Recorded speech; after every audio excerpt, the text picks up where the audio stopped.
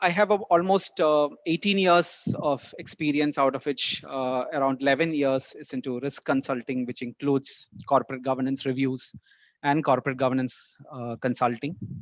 By profession, I'm a company secretary and an ACCA member. Today, we have an interesting topic that is going to be discussed, which is called the corporate governance. I understand that for many of you, this term may be a new term. So I will start with a very small story or a very small scenario, which makes it the whole idea very simple. So let's assume that I started a company of my own, and I have myself as the promoter, and I have probably my wife and my family members as the directors of this company, and I start running this company. So I've spent all the money, I've created my own product, and the company is doing well. So I spent my money, I spend it the way I want it, I make profits, and I have a good time. So that's how I've been running this company. So after some time, this company becomes super profitable, and this company becomes very exciting for people around. And I now get this idea of exploring or getting this company listed in the stock market. That's when I will invite shareholders to subscribe to my company, which is the general public. It could be general public, it could be institutional investors, it could be a whole lot of other institutions which may want to invest in the company, seeing that the company is a good company, it has a great product, and it has a great profitability and all those aspects. So the moment I get into a listing, the ownership of the company is getting diluted from me, and the ultimate owners become the shareholders, which may be including me. And then the owners, what do they want? Like, I was the owner, I wanted super profits, and I wanted the company to do well, and I wanted a great life for my family. The owners also want the same thing. They want very good returns on their investments. And they have entrusted it to probably me and my family who is running this company. How do they know that I'm running this company profitably? How do they know that I'm running this company properly? So when I'm forming a company, I have a lot of laws and regulations to comply with, and I have a lot of expenses to make. I make investments on behalf of the company, and I do a lot of activities. How do the shareholders know that I am acting in good faith? I am giving them a audited report or financial statements, which is true and fair. That's where the significance of corporate governance comes into play. Now we'll get into the definition. So I think you get an understanding of what governance is all about. So governance is all about how you manage and run your company to ensure that the owners of the company, the real owners of the company, are able to make profits and are able to get returns on their investment, right? And also, when I become a company, I'm also a corporate citizen, and I'm adhering to the laws and regulations of the land, and I'm also acting in good faith for the society at large, and also working towards complying the laws and regulations established by the government. I'm applying the right accounting standards. All these are a gamut of expectations that come out of a corporate citizen, right? So governance or corporate governance is all about managing these aspects of companies properly, in good faith, in compliance with the laws and regulations of the land, and in a way that the interest of the ultimate owners, who are the shareholders, is protected. Right? I think this makes it very simple than going into a very detailed definition of corporate governance. Now we'll get into the definition of corporate governance, and I think it'll be easier for you to understand. So corporate governance is defined as the system by which business corporations are directed and controlled. Yeah, so the overall way in which you're going to manage and run your company is about corporate governance. The corporate governance structure specifies the distribution of rights and responsibilities among different participants in the corporation. So within the company, you have a lot of people who are playing various roles, right? Starting with the managing director, who may be part of the promoter group. And then you have the other board of directors, you have the management, your CEO, CFO, you have the business management, your managerial group, and you have the employees who work in the company. So there are multitude of people who are involved in the functioning of the company, right? And any person in that line can decide to do a fraud, right? Your line managers may decide to collude and do a fraud and mismanage the funds of the company, right? So it is, governance is all about setting the process, setting the procedures to ensure that everybody operating in the company follow a set of guidelines which needs to be applied for the overall benefit of the shareholders who are the real owners of the company, right? So that's why there is a distribution of rights and responsibilities. Everybody needs to be aware of what they are supposed to do and in what limits they are supposed to do, what are ethical transactions and what are non-ethical transactions, right? So there's a distribution of rights and responsibilities among different participants in the corporation, such as the board, the managers, the shareholders, and other stakeholders, and spells out the rules and procedures for making decisions on the corporate affairs. I've already discussed that. So this also provides a structure through which the organizational objectives are set, right? So any company which needs to be registered, I think many of you might already know that we need something called the Memorandum of Association. The Memorandum of Association is nothing but the objectives of the company, the purpose for which the company has been formed, right? So these are the set of activities for which I have formed my company. So I'll have to write down and say that. So for example, if I am in the textile business, I would say that I would purchase yarn and I would, I would manufacture this particular kind of textiles and I will sell it to this particular set of stakeholders. So that is what I will write in my memorandum of association as the objectives of the company. And what are those objectives aimed at doing, right? And all these objectives will need to be set, and the means to attain these objectives. How will I attain these objectives? I will need to make textiles, for example, and I will need to make a profit of so much percentage over my cost. All of these are my objectives, right? And what are the means to achieve these objectives? And then how will I monitor the performance? So when I say monitor performance, it's about how will I monitor and ensure that I am meeting the objectives of the company. So some of the companies also write in their objectives to be a great corporate citizen, right?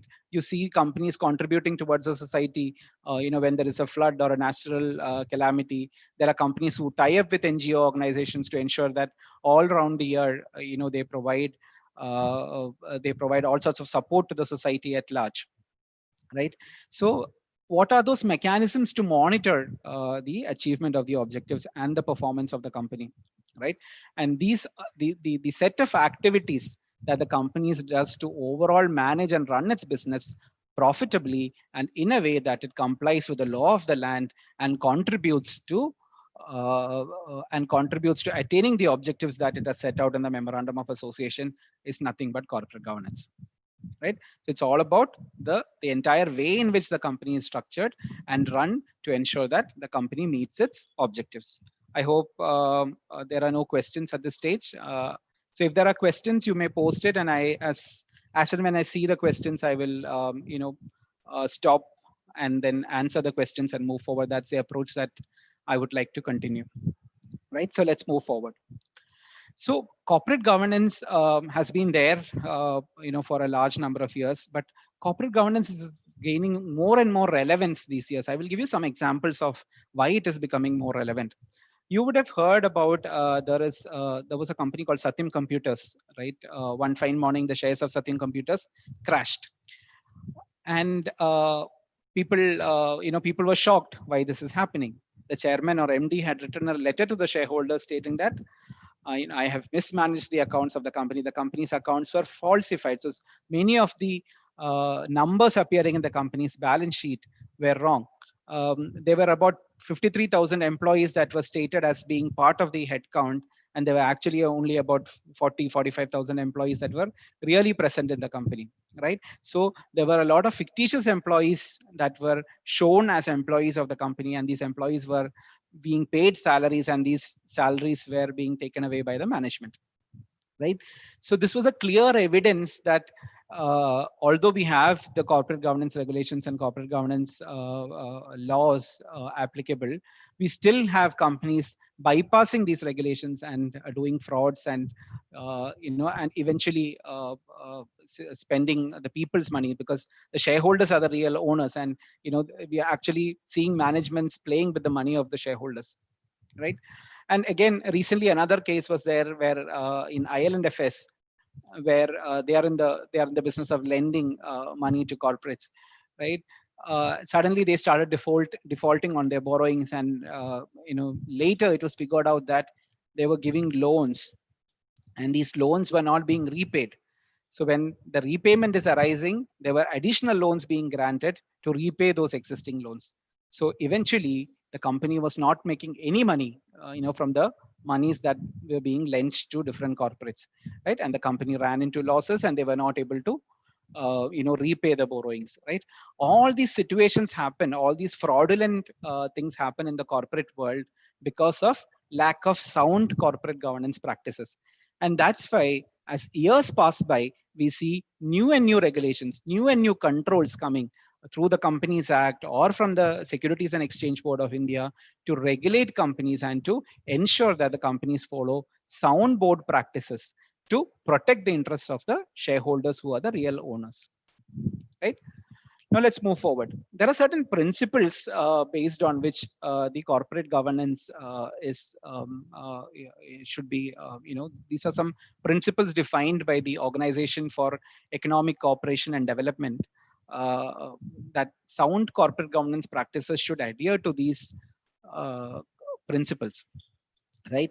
So the first principle is about having a very effective corporate governance framework. So as I told you, corporate governance is all about how the companies manage their business, right? And how the roles and responsibilities are split between the different levels of the organization. So that for that, you need to have a very sound corporate governance framework. That's the first principle for having a very good corporate governance practice in your company.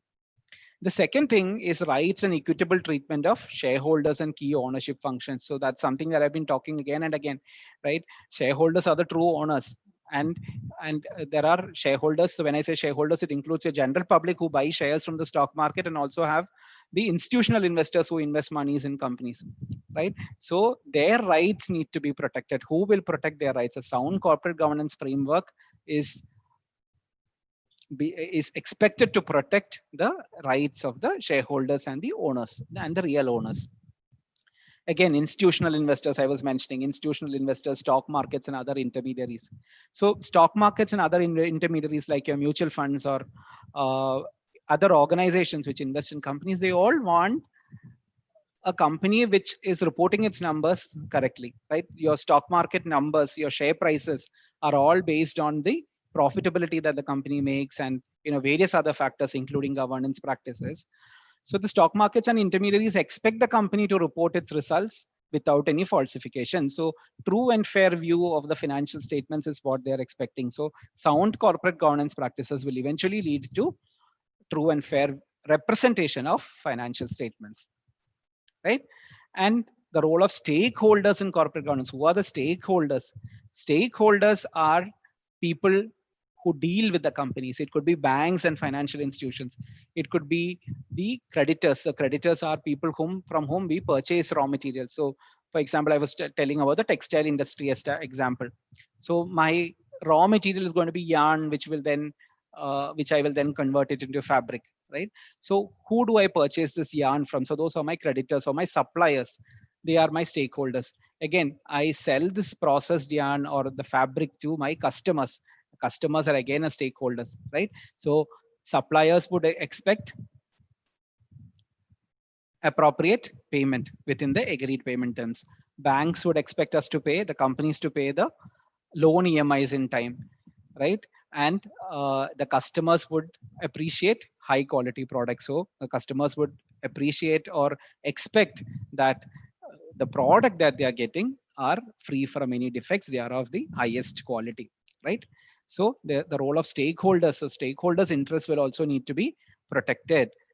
through corporate governance by formalizing agreements with the suppliers and the customers, by setting clear parameters around quality assurance. So there are certain customers, especially when you deal with global customers, they will come and audit you whether you have the proper quality mechanisms in place so that you give them a defect-free product, right?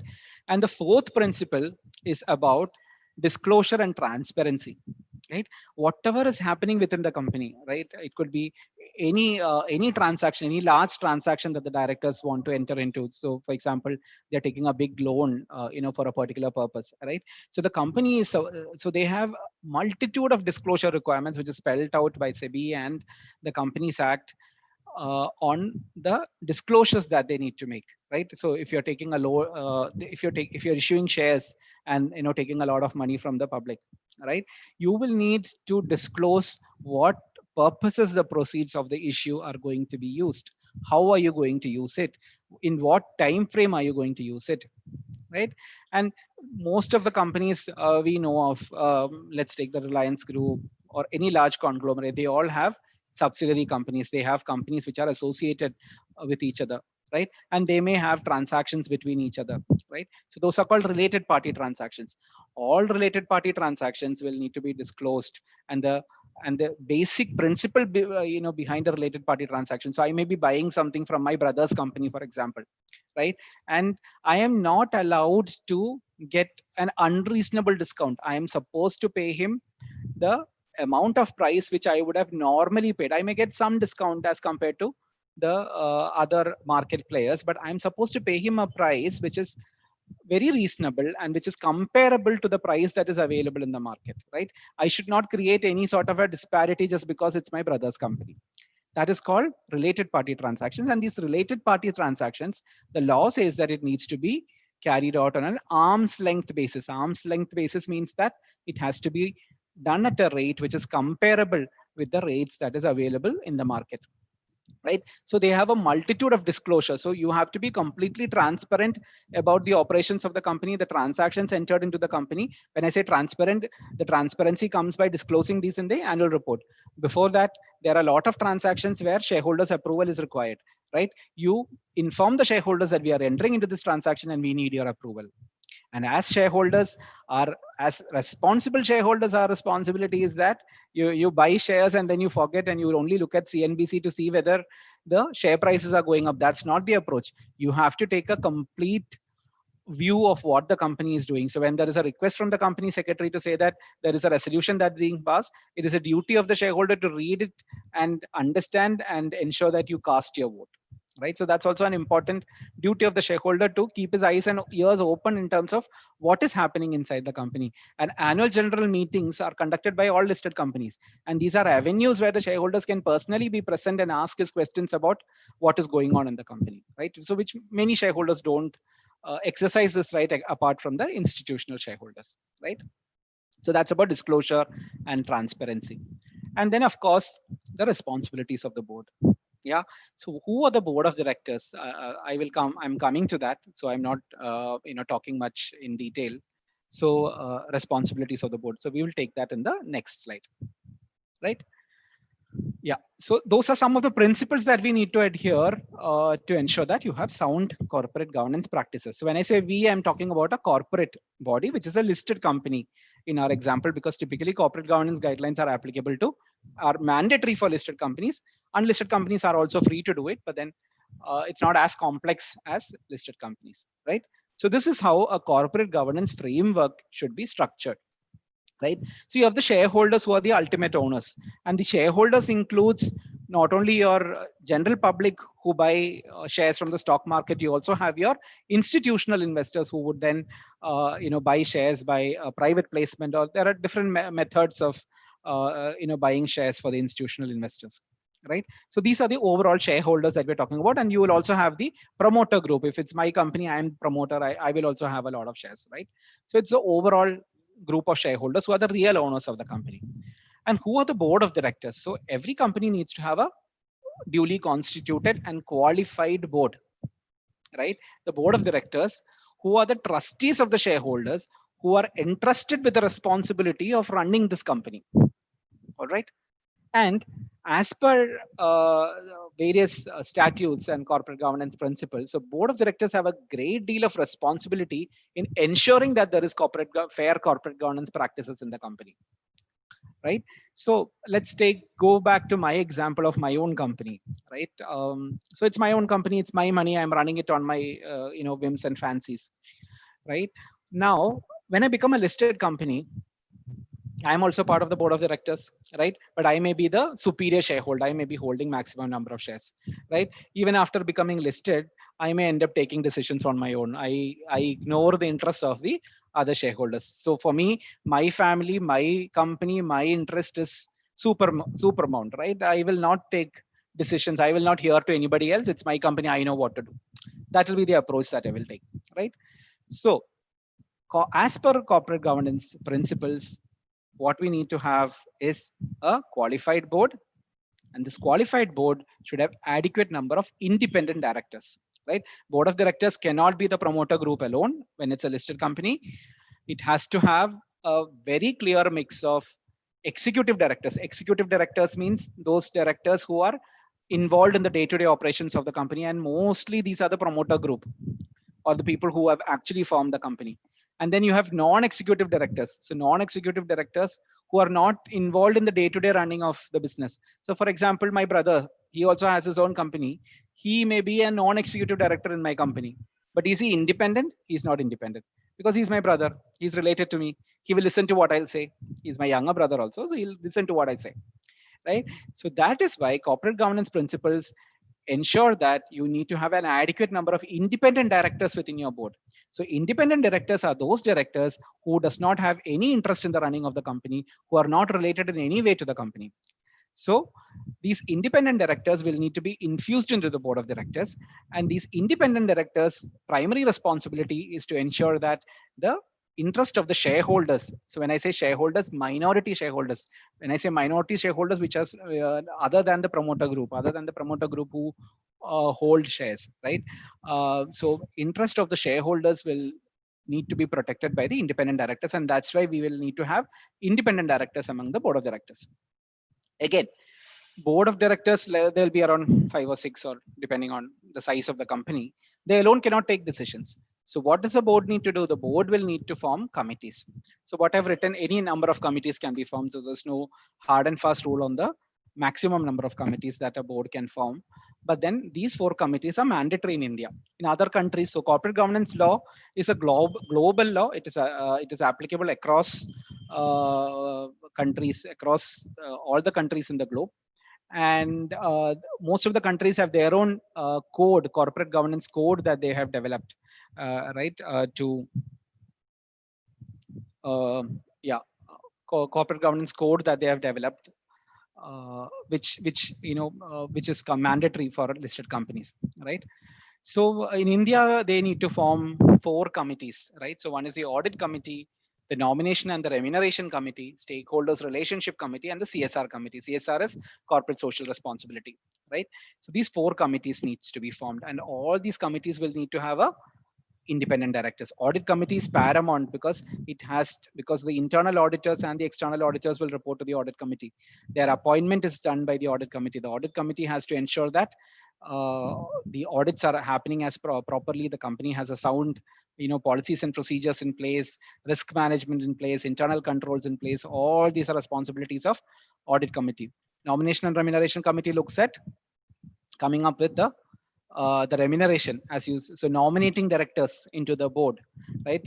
Fixing their remuneration. All these aspects are done by the nomination and remuneration committee. Stakeholders relationship committee will need to ensure that the relationship between stakeholders, including shareholders, are all taken care. And the CSR committee obviously takes care of your corporate social responsibility activities, right?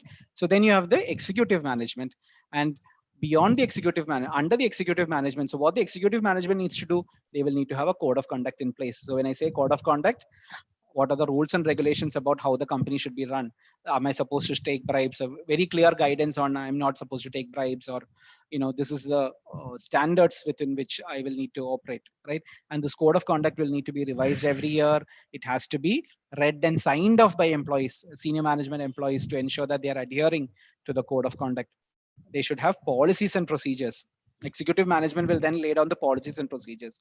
The guidelines around how I will run the company, that is policies and procedures. Risk management. Executive management should ensure that there is a strong risk management in place. What is risk management? That so under risk management, very basic principle is that you identify what are the different types of problems that can happen to your company, and then identify the mitigation measures to solve those problems. So that is all about risk management in a very simple terms. I'm not getting into details because risk management is one topic which I can talk on and on forever. Internal control framework is the mitigating measures. So for all the risks that we have identified, what are the mitigating measures that you have found out? So one simple example I will tell you, very easy for anybody to understand. So for a manufacturing company, I have a huge go down, and I told you about the textile company business. So I have yarn which is stocked in my warehouse.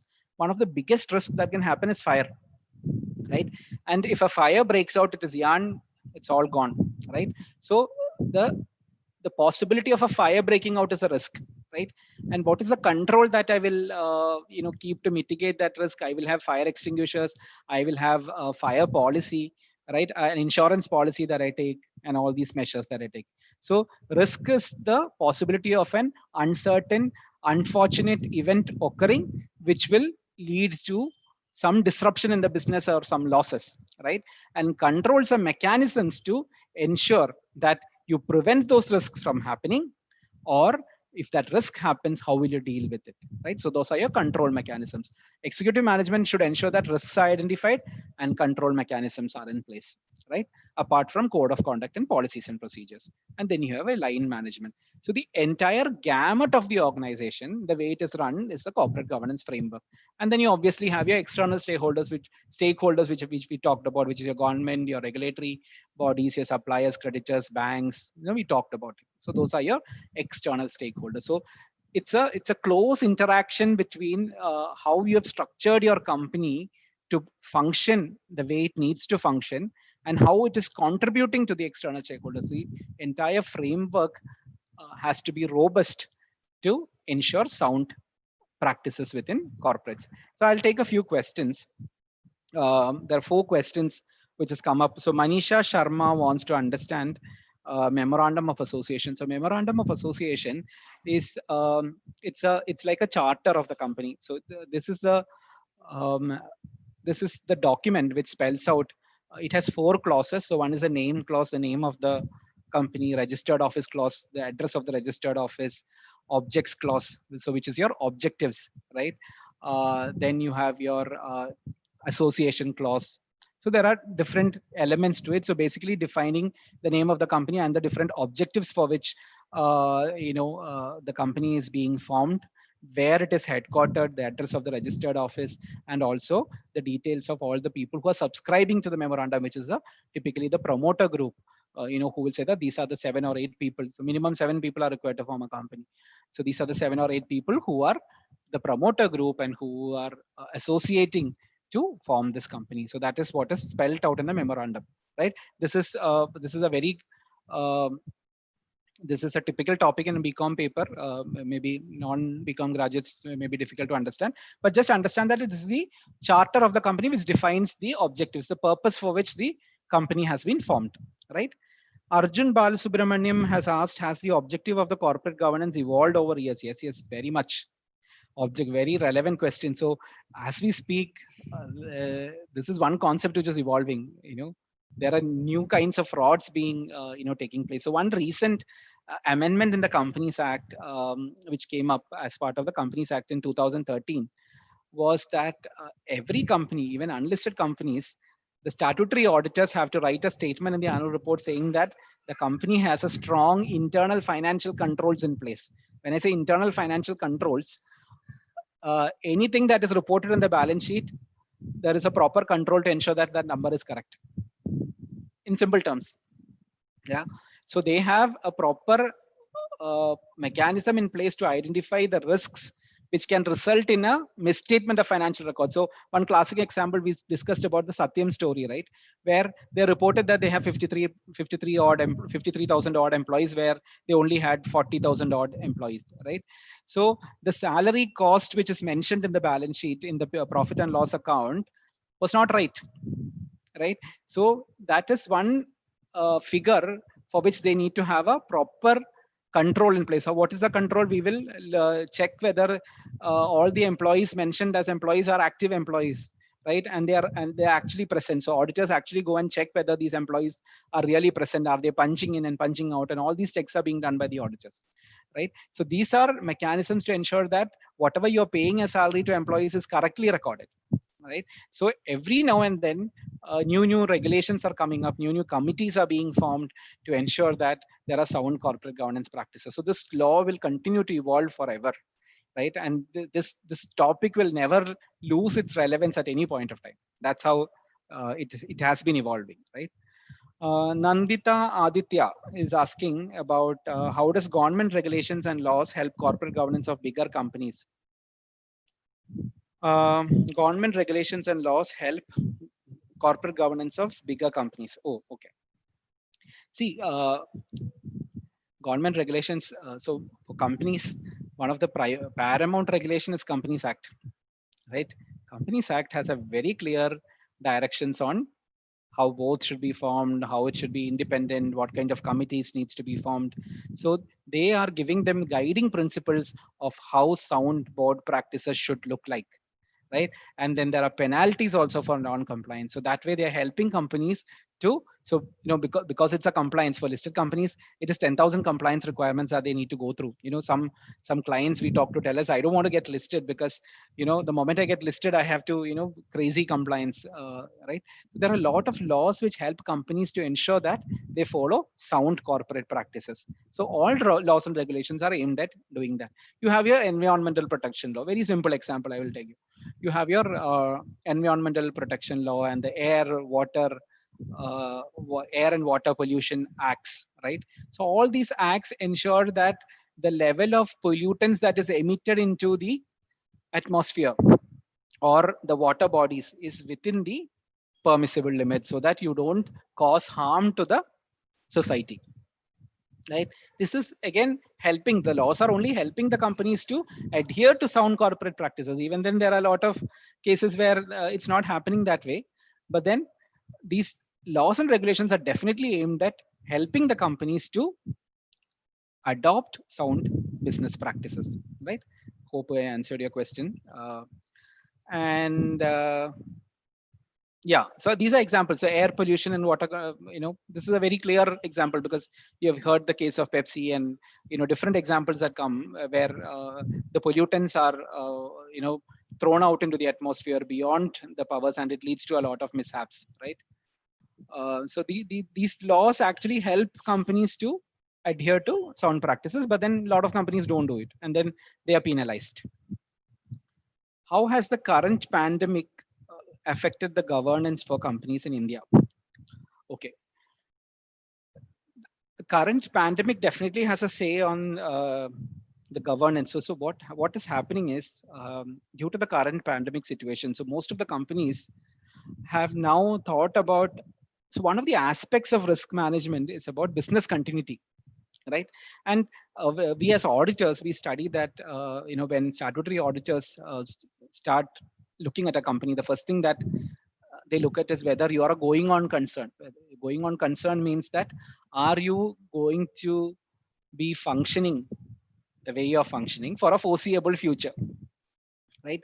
So the pandemic has a lot of questions as come up with a lot. The auditors are confused now. How will I certify that this is a going on concern? Because a lot of companies have shut shops, right? A lot of companies were not able to, so they've halted their activities. So because they did not have a business continuity plan, right? Large companies, I don't want to name those examples, large IT companies were running around because they did not have laptops given to their employees. People had to work from home, right? And they were running around to ensure that people have the right systems in place to be able to work from home, right? Most big fours didn't have a problem because they all had laptops and work from home was like very normal for them. So most big fours did not have a problem in ensuring that the business goes as normal, right? So these are evolving. So that's the key impact which has come up, where companies are now looking at their business continuity plans, right, to see how they can move forward if such a situation arises in the future. So that's the key relevance of governance and the pandemic, right? So those are some questions that I received. Now let's move forward. Now some of the elements. Now I think if you have understood this concept properly, now I think it should be easy for you. So what are the elements? So the first element is setting out the corporate objectives and strategies. We told that. Identifying, allocating rights and responsibilities, rights and obligations among the parties. We discussed that. Setting out the required rules and procedures for decision making. So that's where the policies and procedures comes into play.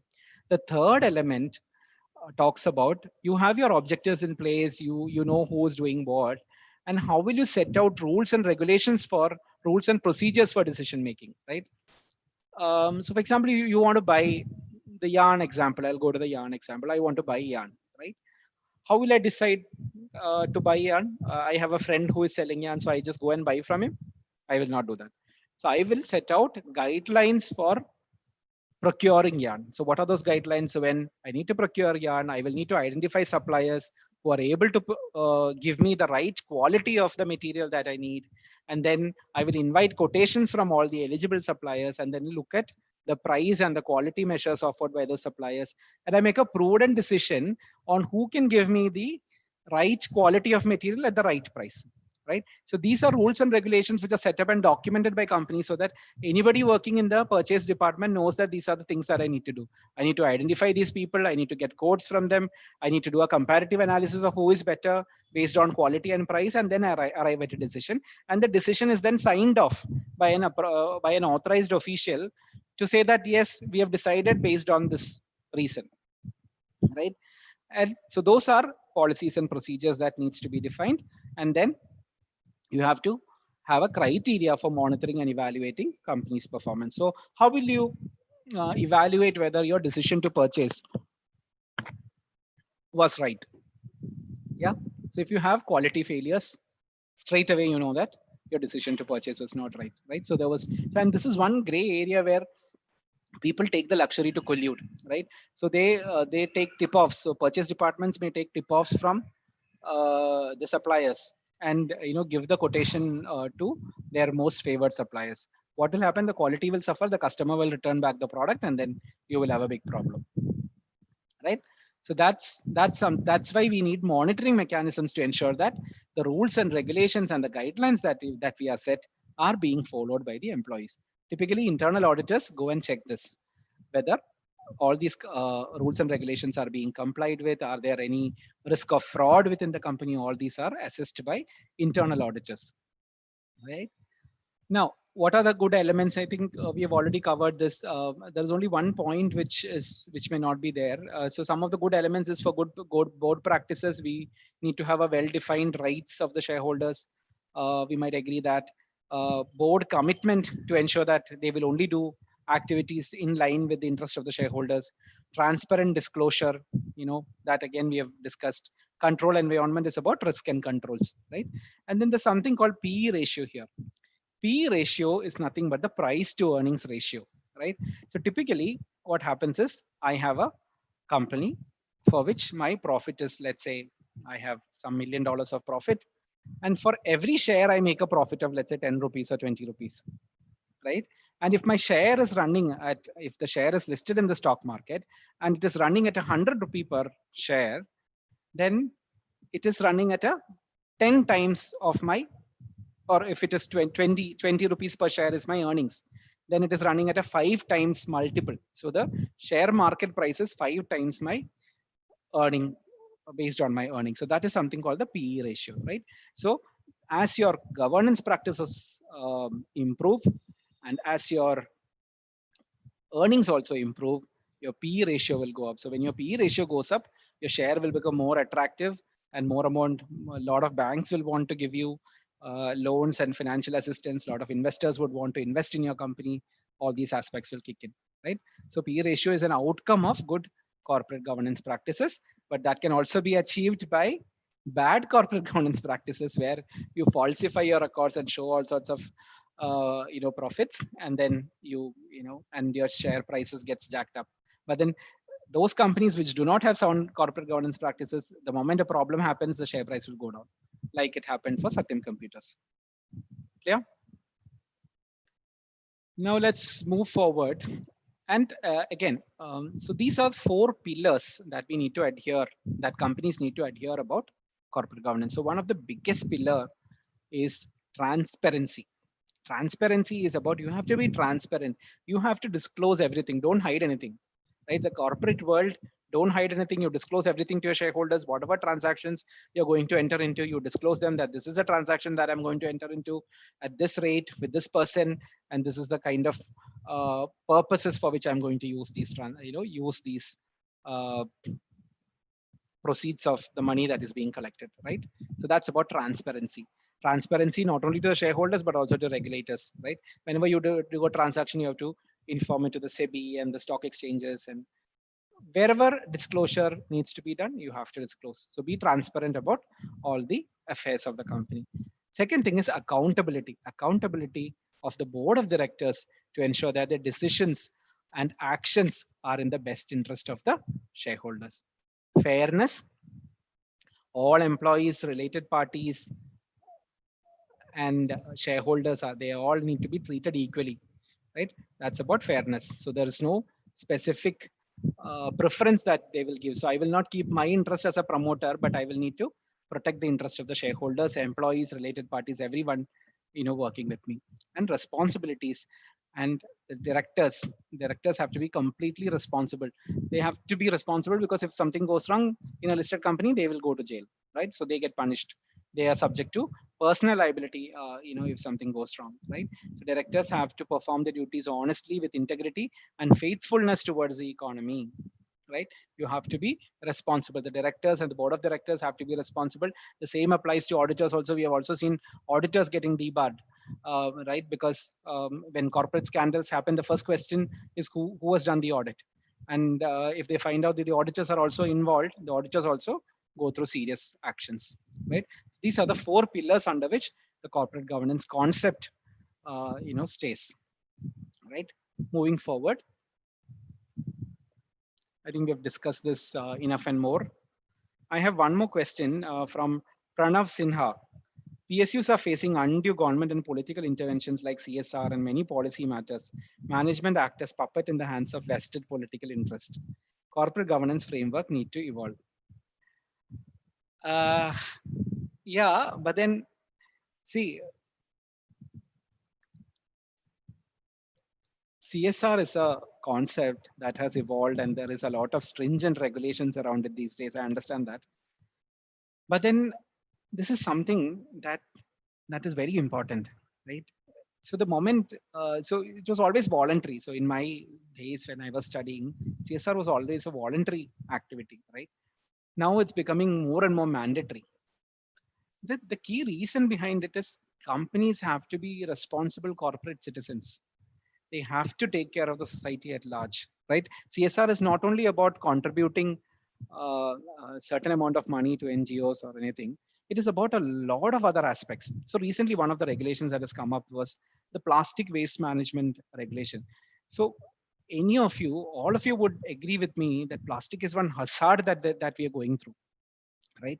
And as per one of the CSR regulations, every company which generates plastic, right? It could be in their packaging or it could be in the PET bottles or anything. Any company that generates plastic will have to take back the same quantity of plastic that they have generated, and it needs to get recycled or processed, right? So this is one of the CSR requirements. And I personally believe that any of these regulations, especially the CSR, are all in the interest of promoting good corporate practices. So when there are certain companies which don't do anything. So when the government holds a stick, they at least do something, right, in the interest of the society, right? And this is something that needs to come out voluntarily from corporate citizens. If it's not, since it's not coming voluntarily, and since we are facing a lot of hazards with all the global warming and all the problems that we are facing, the government needs to intervene. It's a need of the hour to intervene to ensure that the corporates follow good corporate practices. Right? It is a hassle. I understand. Listed companies go through a lot of hassle. Compliance requirements are more than anything else in the world. But then it's all about setting your house in order. If your house is in order, if you have the right mechanisms to ensure that you understand the regulatory environment in which you are part of, you identify the provisions applicable to you, and if you make your compliance in a timely manner, you have absolutely no problem. Right? It's just about setting the house in order, right, and keeping abreast of what's changing in the regulatory scenario. Moving forward, what are the benefits? I think we would already have identified the benefits of good corporate governance. One is about mitigating the risks, right? So the risks are evolving, new risk is coming. So now who would ever imagine that this corona pandemic would come in and then a lot of these companies will shut shops, right? So if you had a plan B in place, then you could have been able to probably sail through this situation, right? So it helps you to mitigate the risk. So if you identify your risks appropriately, you can agree to a great deal. You can mitigate some of the risks are controllable, but majority of the risks or majority of the problems that come up that arise to companies are can be mitigated if you have the right corporate governance practice. As part of the corporate governance practice, the responsibility of the corporate citizens to identify all the risks applicable to them and then identify mitigating measures to mitigate those risks, right? So that helps. Improving competitiveness, obviously, if you have sound practices, so there are a lot of these, especially in the Western world, there is a lot of association to governance practices, right? So people prefer organic products. So so there are products coming with barcodes of showing the source from which it is procured, and to show that it is organic, there are organic tagging being done on certain products. So all these the customers are becoming more and more aware, and they are more and more demanding. They are willing to pay a premium price for the highest quality products. So good corporate governance practices will definitely help you in making you more competitive, making the company more competitive in the market, and standing and having an edge as compared to the competitors, right? And winning investors confidence, obviously your share prices will do well. And of course, and if you have sound governance practices, there's something called fundamentals. If you hear to CNBC, or if you read Economic Times, you say that you hear the term fundamentals, right? So they say that this company has strong fundamentals. What does it mean? It says that they have the right governance practices, they have the right profitability measures, they're audited by a good auditor, and they have appropriate all sorts of disclosures done in their annual reports. They have the right fundamentals, they have a good management which takes care of the company, right? So this helps in winning investors confidence and increasing the value of the company, right? So those are some of the three benefits that we could think of in corporate governance. And again, by corporate governance, you have better access to external finance, you have lower cost of capital, right? So if you have the right profitability and everything, you get a better you get funds at lower costs, right? And improved company performance, obviously, and higher firm valuation. As we discussed, your shares will perform well, and your valuation of the shares will go up, and reduced risk of corporate crisis and scandals. If you have the right corporate governance practices, you are never going to end up in any corporate crisis or scandal.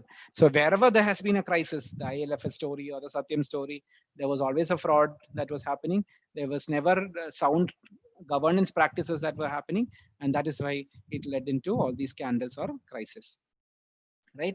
Now in India, I'll just quickly, time is running out, so I'll just quickly cover this. In India, corporate governance is governed by clause 49 of the listing agreement, so which is the listing agreement of the SEBI. Any company which needs to get listed will need to sign the listing agreement with SEBI, which is the Securities and Exchange Board of India. And clause 49 spells out the corporate governance requirements. The Ministry of Corporate Affairs and the Companies Act also sets out various guidelines around sound corporate governance practices. So some of the key corporate governance practices in India are as follows. One is independent directors. We've already discussed this. Uh, Typically, if the chairman of the board of directors is a non-executive director, non-executive means not related to the company. 1/3 of the directors needs to be independent directors. And if the chairman is an executive director, then 50% of the board needs to be independent directors, which means people who have no relationship whatsoever with the company, right? They should have a code of conduct that is defined, a code of conduct which sets out clear principles about how transactions will be dealt with, how the people will behave, how they will safeguard the assets of the company. All this will need to be defined, certified, signed off, and read every year and signed off every year, right? A very good audit committee. Audit committee should have independent directors. There should be people who are financially literate, who should be able to read financial statements, and they have to take decision in terms of who will be the statutory auditor, who will be the internal auditor. They have to review the reports provided by the statutory auditors, and all sorts of information regarding lapses in risks and controls. Everything needs to be brought in front of the audit committee, right? Subsidiary. So recently, MCA has launched a training program for independent directors. So basically, they are identifying people who want to be qualified as independent directors, and there is a very detailed training program. If you undergo this training program, you get that certificate from MCA that you are qualified to become independent directors, right? So it teaches you a lot of these regulations and various things that you need to be aware of to be a director. So there is a lot of action that is happening on that aspect to bring in independent directors among the boards of the companies, right? And subsidiary companies. So very easy. So if I'm a listed company, I can easily form an unlisted subsidiary company and do all my background transactions with that subsidiary company, right? So very clear direction has come out that if you have a subsidiary company, and if you are a listed company and you have a subsidiary company, the independent director of the holding company has to be part of any of the independent directors of the holding company has to sit in the subsidiary company board also. And the holding company board will need to review their activities, subsidiary companies activities, so that there is a proper control and assurance that the subsidiary companies are also following sound corporate practices, right? Disclosures, we have told enough and more. Executive remuneration. So when there is a remuneration, we told that there is a nomination and remuneration committee. Remuneration needs to be approved by the shareholders and it needs to be vetted by the nomination and remuneration committee as well. And so you bring in an independent director and pay him all sorts of money, and then you ask him to do whatever you want to do, will not work, because there is a clear guidance on the limits and caps for the amount of money that can be paid to independent directors, right? Risk management, we discussed enough and more. Stakeholders relationship committee is a committee of the board of directors to ensure that the relationship between the shareholders, creditors, everybody, all stakeholders are properly managed. CEO, CFO certification, right? As per the Companies Act, the CEO or the CFO has to certify that they have reviewed the financial statements. There are no fraudulent transactions. There is an internal control mechanism in place, and the auditors and audit committee. So wherever there are lapses, the auditors and audit committee are all informed. The CEO and the CFO has to certify in the annual report, and if there is a lapse, they'll also be they'll also be caught. Right? They have to ensure that the company is run in a true and fair manner, and there are appropriate disclosures, and the numbers reflected are true and fair, right? And report of corporate governance in the annual, again, the companies should make a report on corporate governance mechanisms they have adopted in their annual report, and that's another disclosure requirement. And finally, you need to have a compliance certificate from the statutory auditors or from a practicing company secretary stating that they have reviewed this and you have complied with the corporate governance requirements. And Companies Act has also introduced something called the directors report. So directors have to again report and say in the annual report and say that we have taken all measures to ensure that the financial statements are true and fair. And they also have to write a director responsibility statement where they mention that there is truth and fairness in the amounts that are reported, and there is a sound risk management and internal control mechanism in place in the organization. That is something that they will need to report as part of their the director's responsibility statement, right? So these are some of the things that is mandatory within India. We talked about corporate governance in general, but these are some of the elements which is applicable to Indian listed companies, right? That's all I had. We have 5 minutes more, and if there are any more questions, happy to answer that. So as we say, it's an evolving term and it will continue to evolve. There'll be new regulations and measures coming up from the government to ensure that companies follow sound corporate practices. And as responsible citizens, when you join these companies, there are these rules and regulations will be presented to you, which you need to comply. And as we grow up as managements, these are some practices that you will need to be aware and you will need to comply with to ensure that you have your company run in flying colors and it attracts all investors, it attracts nice valuations, and it's known as a sound company with appropriate corporate governance practices, right? If yeah, so that's what I had. So last set of questions. We have 5 minutes left. So if we have any final questions, we can answer that.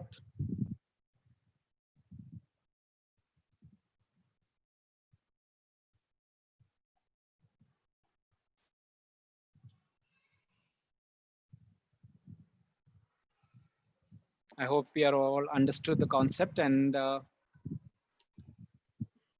will just give it some more time to see if there are more questions. I hope the concept is clear, and then we keep seeing a lot of these stories. We keep seeing a lot of awards being given to companies for their corporate governance practices, and you can see them. In the stock market, if you see companies which consistently perform, some of these companies have their share prices consistently, performing. Although there are dips and bumps based on various market scenarios, but then it does not breach certain levels. It typically goes on strong because their fundamentals are strong and because they have the right practices, right? So investors have confidence that these companies will still survive any sort of fiasco that happens in the market.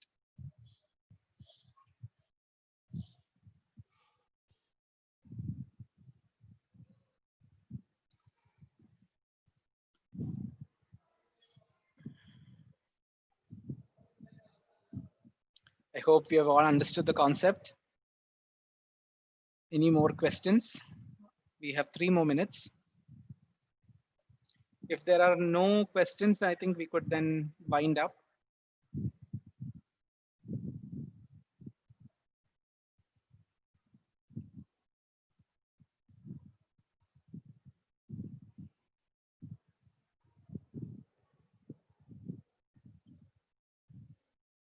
I think there's a question that's coming. Yeah, so there are no more questions. So thank you all for this time. I hope I was able to shed some light into the concept of corporate governance. It's a very deep topic. It's not something that could be covered in an hour's time. But then do read on this. I think you would have some base by now. That's what I assume. And do read on this topic. Keep abreast of all the news that comes in the market in terms of practice, governance practices. And I hope you had a good time listening to this, and I hope this is value adding to your careers and to your overall knowledge about the corporate world. Thank you for your time. It was a pleasure interacting with all of you. I hope to see you soon again. Thank you.